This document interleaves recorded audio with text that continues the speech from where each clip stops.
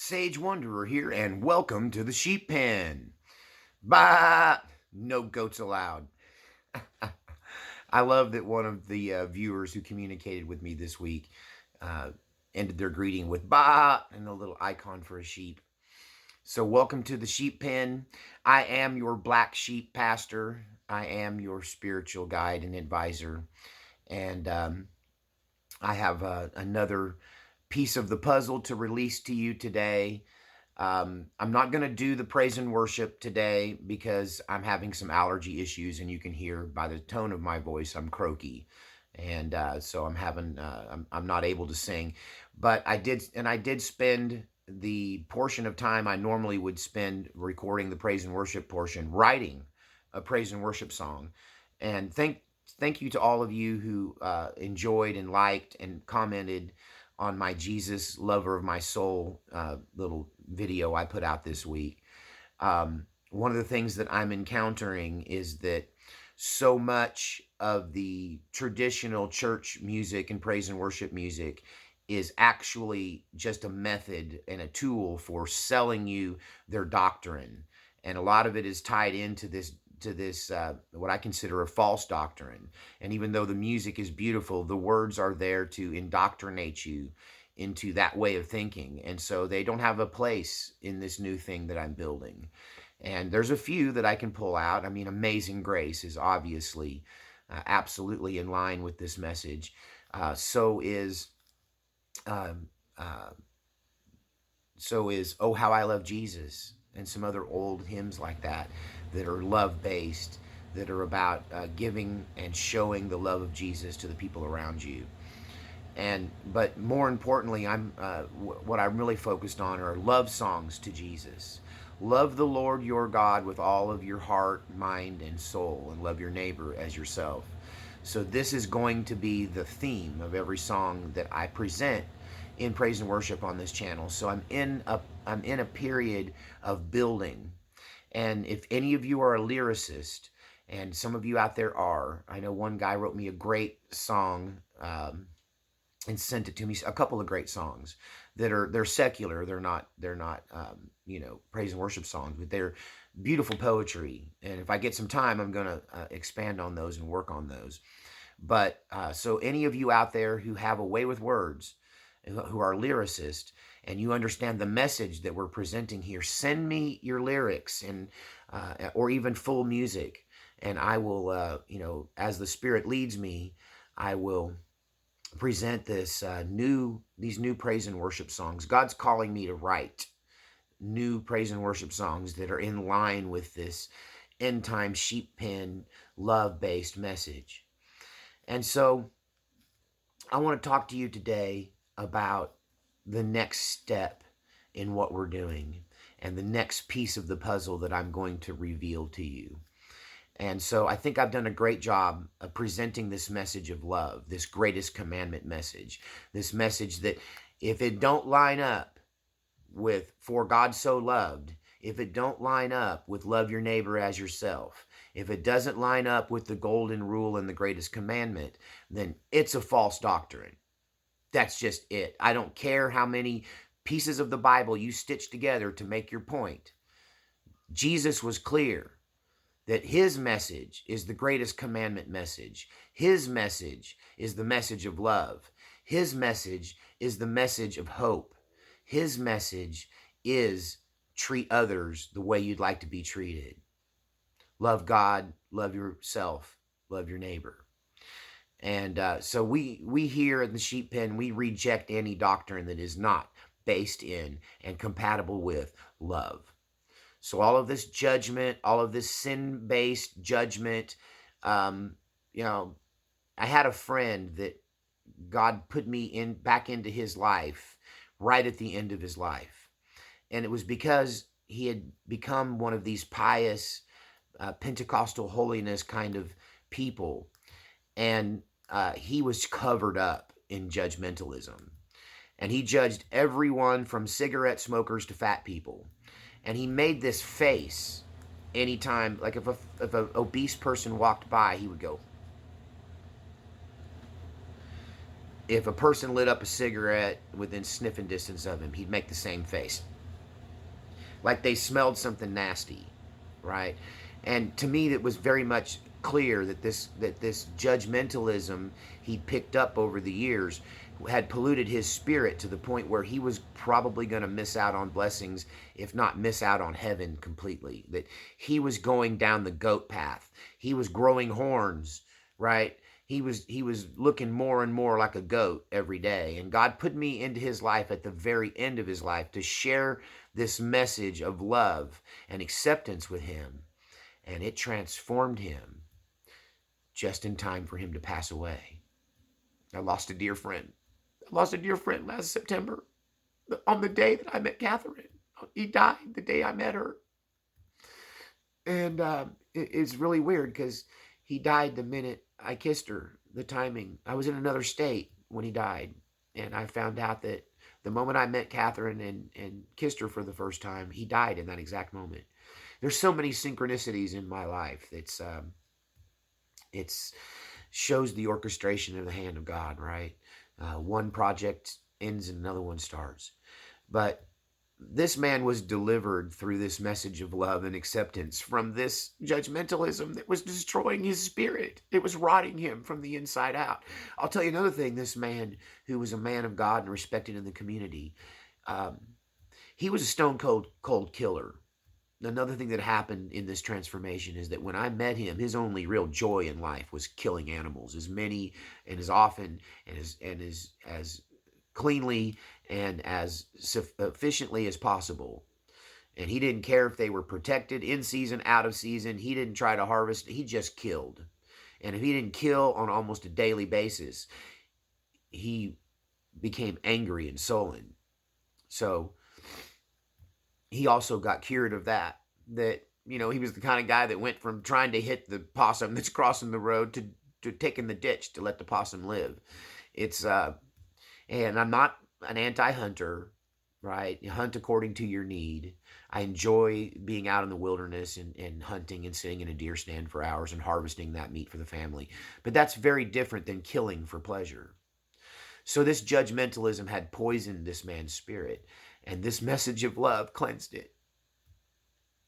And just in time for him to pass away from COVID. And it was his time. And God put me in his path to give him a little tweak to ensure he ended up in the sheep pen and not the goat pen. And so I think I've done a good message of conveying the importance of love. But there are three elements to true Christianity: faith, hope, and love. And the greatest is love. And I think I've proven that to you folks. I think I've proven to you that that love is the pinnacle. It's the cornerstone. It's the foundation for everything Christian. And if you don't love your neighbor, you don't love Jesus.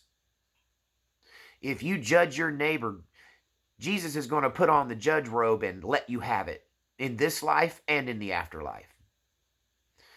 And that the key to salvation, people have told you it's faith. Well, it starts with faith. Faith is the beginning. Faith is the substance of things hoped for and the evidence of things unseen. But it is love. So many people are trying to live their life to make the Yahweh judgment, the judgment of, am I saved or am I not saved? But they seem to totally dismiss the fact that there are two judgments. There's the main judgment is, did you do the Jesus thing and have faith that he is who he said he was? And did you accept him and align yourself with him? That gets you through the first judgment. The second judgment is the sheep and goats judgment. And this is where the Christians who don't have love but have faith, they had faith. They said, hey, Jesus, how can you do this to us? When he turns and he says, depart from me, I never knew you.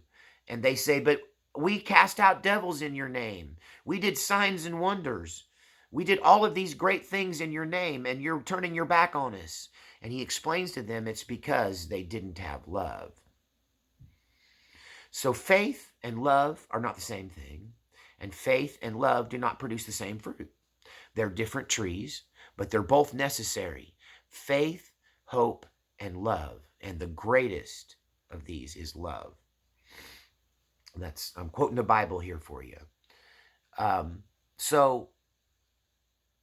But what role does faith play besides just giving you the faith and that initial faith to accept the unseen world, to accept that there is more to this world than meets the eye, to have the faith to give substance and evidence to the unseen, right?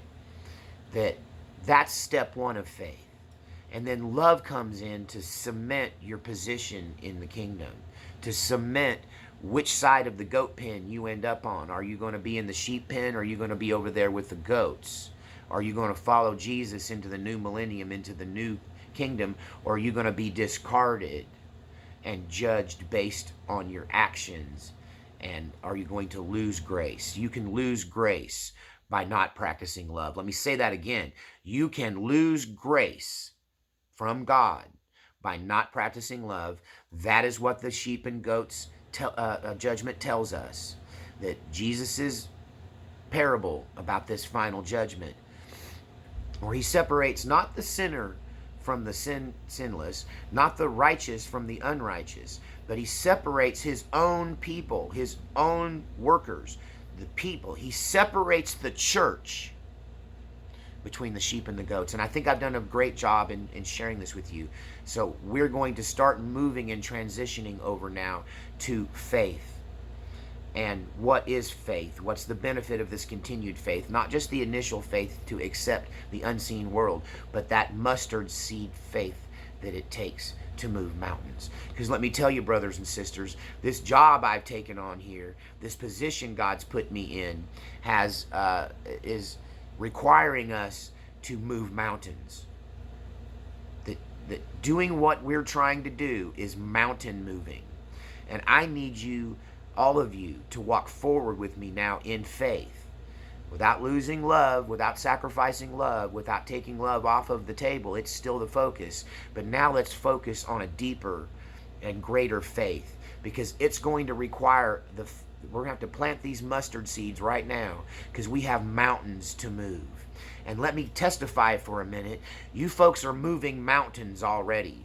You have your financial support has given me the freedom and the time now to pursue this mission with new invigorated energy. I'm not having to worry about money right now because of your faithful support. Don't slow down. I almost hate to testify because I don't want you to think, oh, now he's all good, so I can stop. No, it is this continued support, this tithing that you're doing that's making this possible. That is a seed of faith.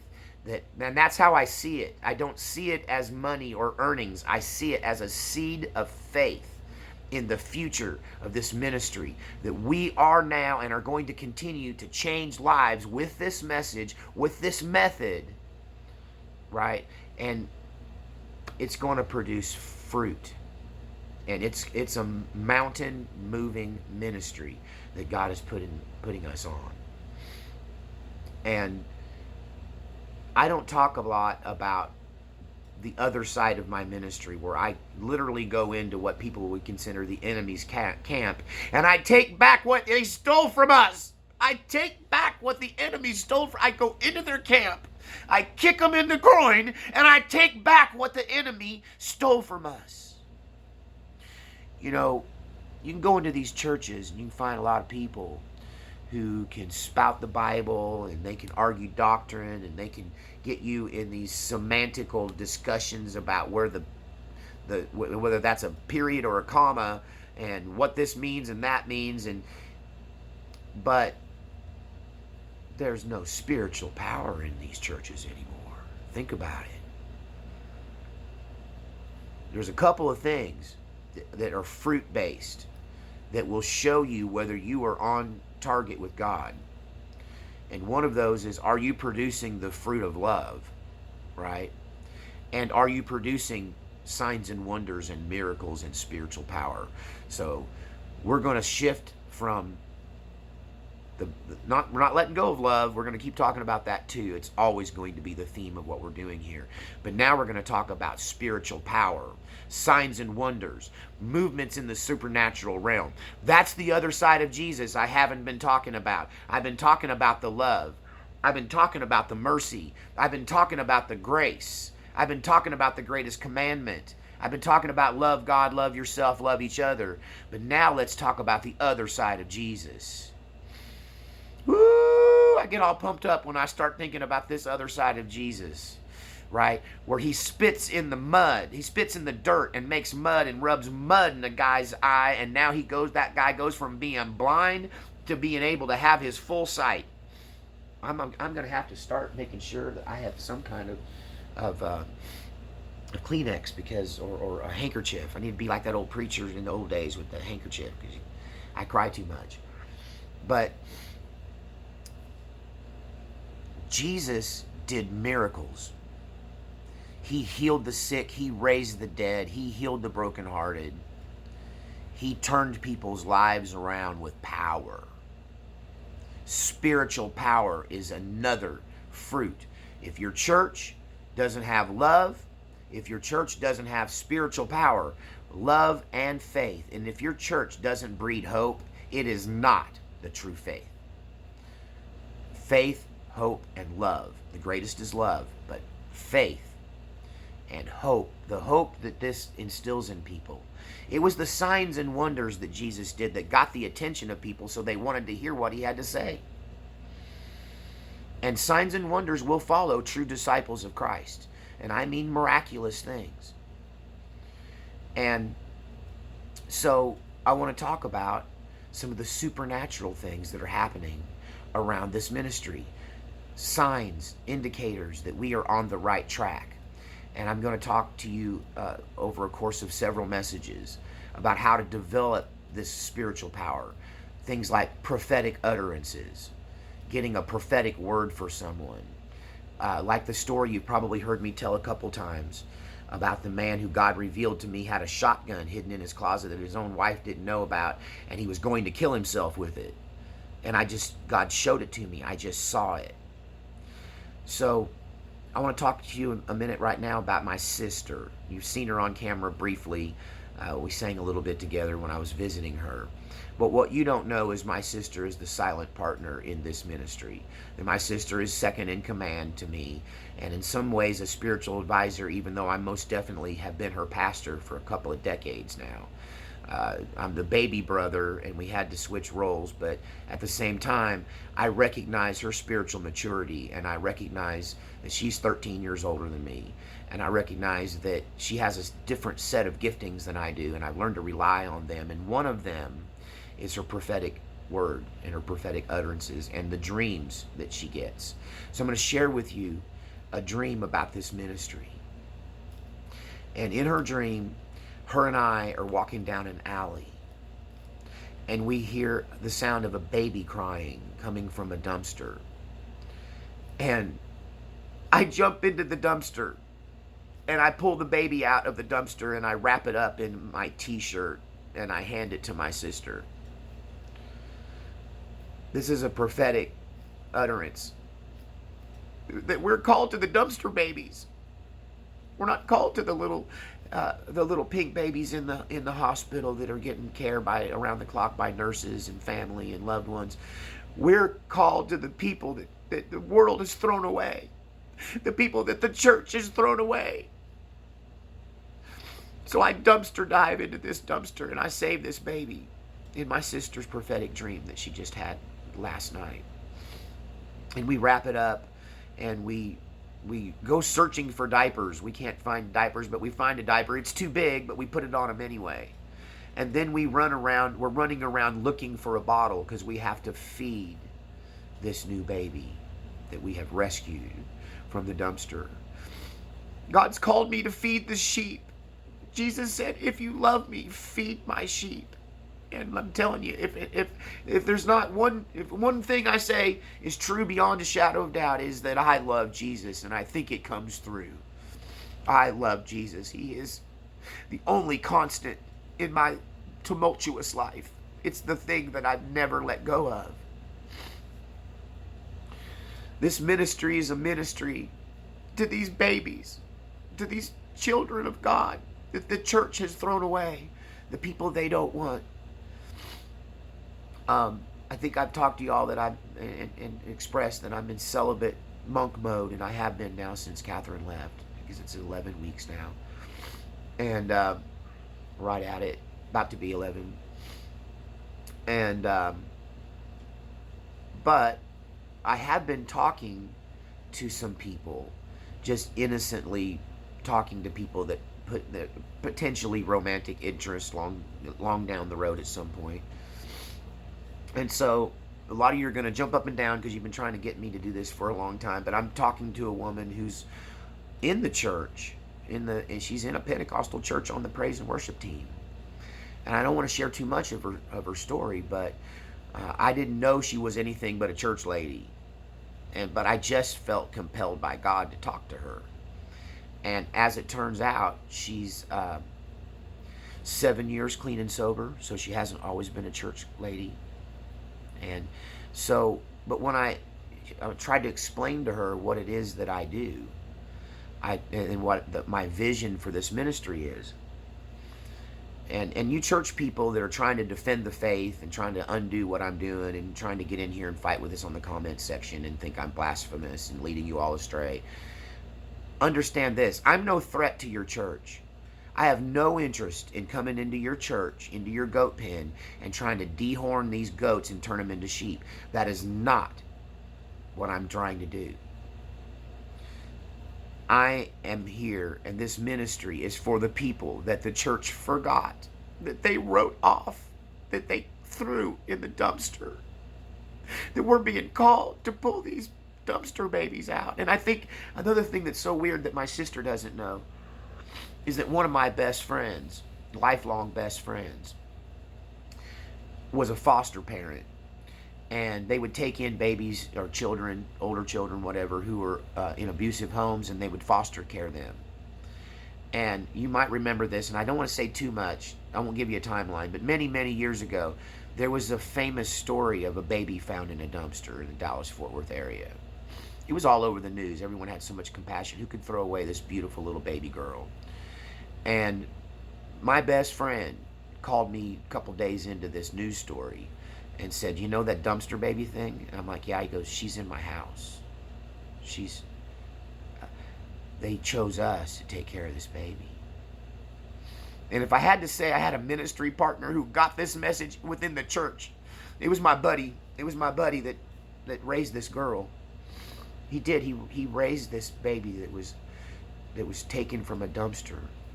And she's turned into a beautiful woman. She's a grown woman now. And she was raised right and raised with the message of love. Because my buddy Jimmy gets it. We were partners in ministry years ago. And a lot of the stories I tell you about some of the early successes I had in evangelism and youth ministry, it was with my buddy on my elbow. And we made music together, and we did a lot.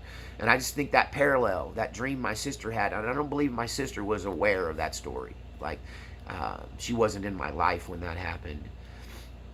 And for her to have this vision that is literally was manifested in love in a literal way by a friend of mine. We're here to get the people that the church has left behind, that they didn't want anymore. We're going to take them out, clean them up, feed them, raise them right, and they're going to be a benefit to this world. And you all are partnering with me in this endeavor. But there's a bit of a need for miracle working, and it's going to require that mustard seed faith.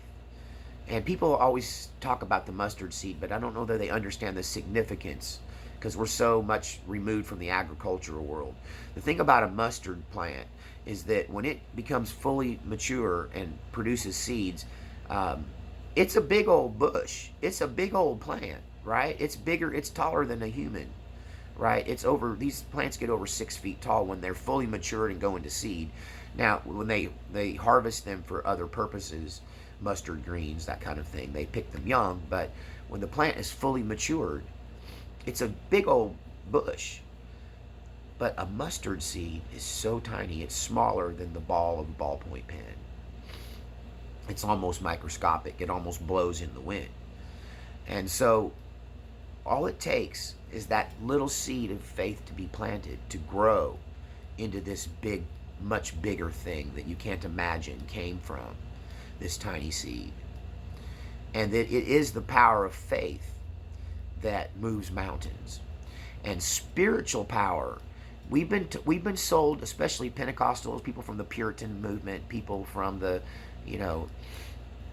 really, I mean, for me, it's the Pentecostal way of thinking, but evangelicals think this way too, that the holier you are, the more you keep the law, the more you're righteous, and righteous means you're on God's plan. It doesn't mean it doesn't mean you don't sin.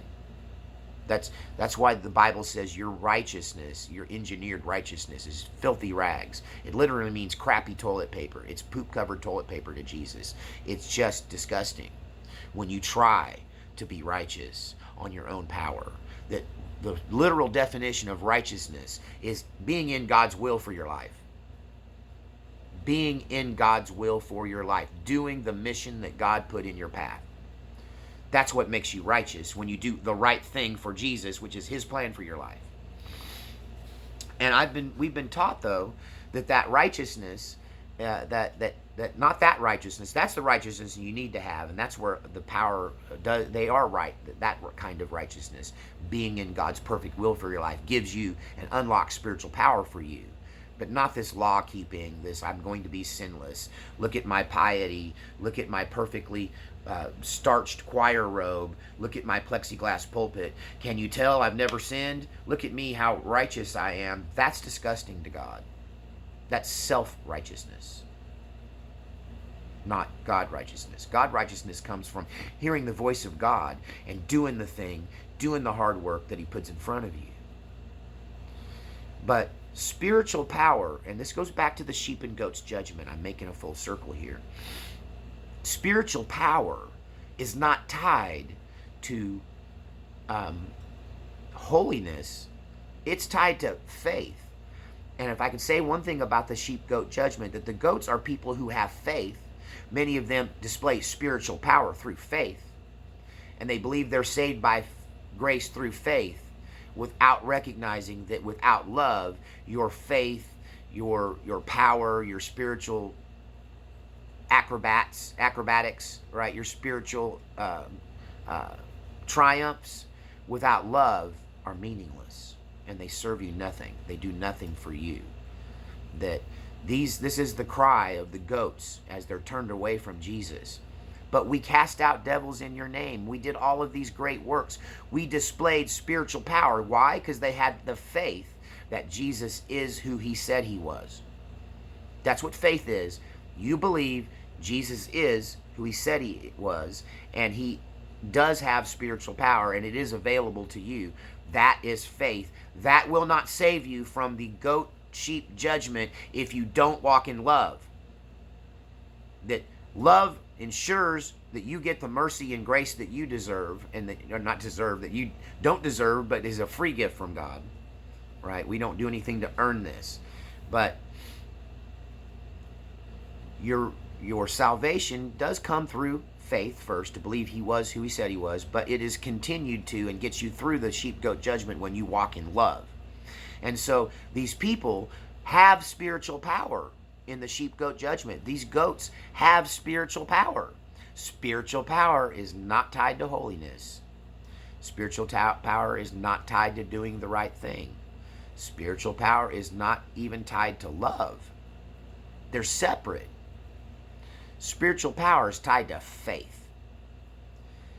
It explains why I've known so many of these preachers that could lift their hand like this and go like that across the room. Just make that slapping motion or that backhanded motion like that. And I've done that myself under the anointing in the power of God. Because of faith in knowing that this is God is who he says he is, and rays of power are going to come from my hand as I wave it across like that, and I believe it beyond a shadow of doubt, and when I do, they fall like limbs being hit with a weed whacker. I've done that, and I've seen people, dozens of people, just fall like dominoes and lay out in the Spirit with the Spirit of God and the angels ministering on them and the Holy Spirit all over them, and it's life-changing. Right? Because I had faith. I know that I know that I know what God can do. And faith is where spiritual power comes from. But I've known these men of God that were like that, and then they would walk off the platform and they couldn't show love to their own family, much less a stranger. These were some of the most loveless men I ever knew. But yet they had spiritual authority and they had spiritual power because they had faith. But they were goats nonetheless. And their spiritual faith means nothing without love. They're just a clanging cymbal and a ringing gong. Paul said this out of his own mouth. He said, even though I speak in the tongues of men and angels, but I have no love, I'm like a ringing cymbal or a banging gong, just a noise without any purpose, focus, or any real impact. So that's one of the confusing things for people. They see somebody like, I don't know about Benny Hinn, but just an example there. They see this person who's doing signs and wonders, and then they want to pattern themselves after this person who may or may not be walking in love. And so what you have is goat herders leading around a whole bunch of goats. And I'm a shepherd, and I intend to lead sheep. But we can't be powerless. We have to walk in that power that Jesus had when he was on this earth. If we intend to make an impact on this world and make a difference, we're going to have to walk in love and faith. Spiritual power and love. Linked. And in a future episode, I'm going to talk about hope and why Paul named those three things: faith, hope, and love. And the greatest of these is love. But they're the three legs on a stool, right? All three things are required. I'm giving you hope through faith and with love. That is the mission that I'm having here. And God is blessing this thing. I'm telling you, God is blessing this. And people are going to be like, Sage is all about the money. No, I'm not. I'm telling you, I'm all about what we can do with the money. And the first things you guys did with your giving was allow me to be a full-time preacher again. Thank you so much. Thank you so much. It's a dream come true. What changed for me is God gave me permission to do this mission. He gave me permission to do this mission. See, I was a benched minister because I don't fit in the church. That I have to pretend I'm somebody I'm not, and that I believe things I don't to get their little license and their blessing and their little collared shirt, so I can go out there and have this position and this role and be recognized. And what's happened with me is God pulled me off the bench and told me, Sage, God is the only person that can justify me. He's the only person that can set me in ministry. He's the only entity in the universe that can choose who serves him and who he gives these missions to. And these people that were trying to keep me out of my calling because I don't fit in, because I don't live the way they like, I don't do the things they think I'm supposed to do, I don't go around acting like I'm better than other people. I'm just a real guy, just a guy who lived in a van down by the river. And God chose me for this purpose because of that. But I didn't think I could do it, because how can I do it without their structure, without the blessings of these other ministers, without being recognized, without being ordained by them and set forth by them? And God told me, the Holy Spirit made it clear to me, you don't need nothing but my blessing, and I'm giving you permission to do this mission. And your support, your financial support to me, is such a gift from God that I can be a full-time minister again. It's my calling. It's what I should have been doing this whole time.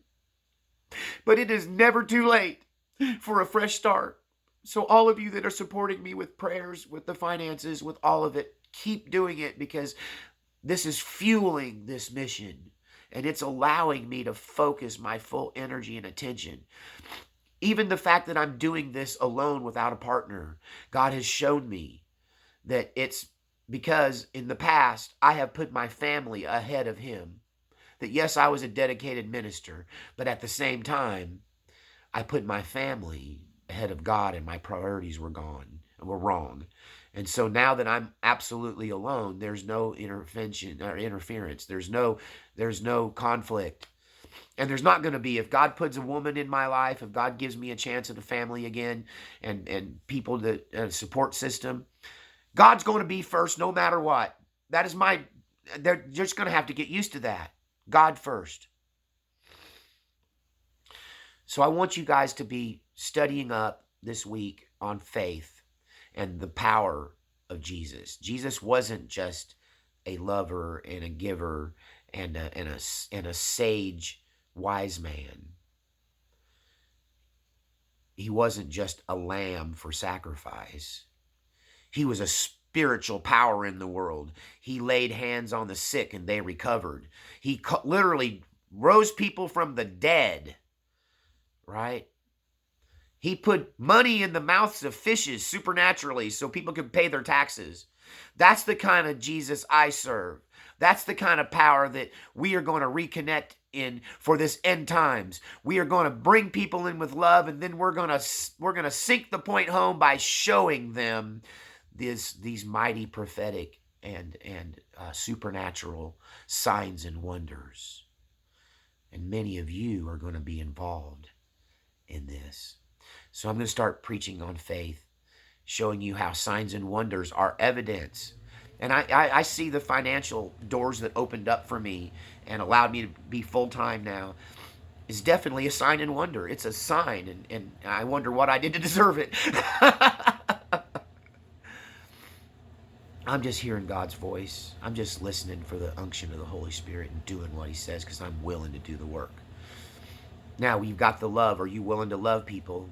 And are you willing to build this faith of a mustard seed so that we can move mountains in people's lives and we can save these babies from the dumpster, from the figurative dumpster that the church has thrown precious souls away because they see them as useless. And my calling is to dive down in that dumpster and get dirty and get it on me to save that soul. I will climb right in that dumpster. And you've seen me do it, and I'm going to keep doing it. And God's going to raise up people like you to help me in that endeavors too. You're going to get in the dumpster and save these babies. And then we got to feed them, clothe them, raise them, bring them up right. I hope that you join me in this endeavor. May the Lord bless and keep you. May His face shine upon you. If you want to support this ministry that we're trying to do, PayPal's down here in the description. P.O. Box 92, Sparks, Oklahoma. Will get you to 74869, Sparks, Oklahoma, 74869, P.O. Box 92. That will get you directly in contact with me. You can send me gifts, send me your prophetic dreams, send me your lyrics. Tell me what God's telling you as we join together in this mission. May God bless you and keep you. May His face shine upon you. And may He bless you with His peace in everything you do. Happy Memorial Day. Don't forget to hug a veteran and say a prayer for those that gave their lives for our country. We'll see you next time at the Sheep Pen.